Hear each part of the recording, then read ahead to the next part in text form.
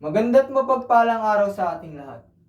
Ako nga pala si Patrick Magdo Batas na magtatalumpati patungkol sa kabataan pag-asa ng bayan na aking pinamagatan, kabataan pa rin ng pag-asa ng ating bayan. Uumpisahan ko ang aking talumpati sa pagtanong sa mga nakatatanda.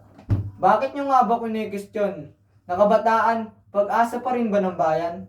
Dahil ba sa mga kabataan na maagang nabubuntis? O sa mga kabataan na maraming bisyo at gumagamit ng mga ipinagbabawal?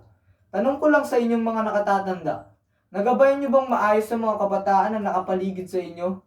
Marami rin kasing mga nakatatanda na imbis payuhan at gabayan ng mga kabataan, ay pinag-uusapan at nilalait nila ito.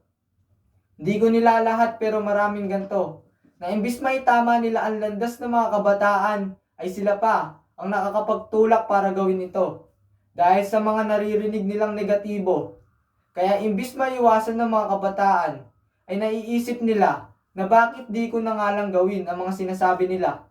Hindi ko sinasabing tama ang kabataan na ganito. Ang gusto ko lang ipabatid ay gabay niyong mga nakatatanda ang kailangan namin mga kabataan. Kabataan, pag-asa ng bayan. Payo at gabay naman ng mga nakatatanda ang pag-asa namin mga kabataan. Gabayan ng mga kabataan. Oo, marami siguro mga kabataan na nagkamali. Pero marami pa rin naman ng mga kabataan na magpapaunlad pa ng ating bansa. At kayo, mga kabataan na nagkamali, kaya nyo pang bumawi at magbago. Patunayan nyo na kayo pa rin ang kabataan na pag-asa ng ating bayan. Kabataan pa rin ang pag-asa ng bayan. Maraming salamat po.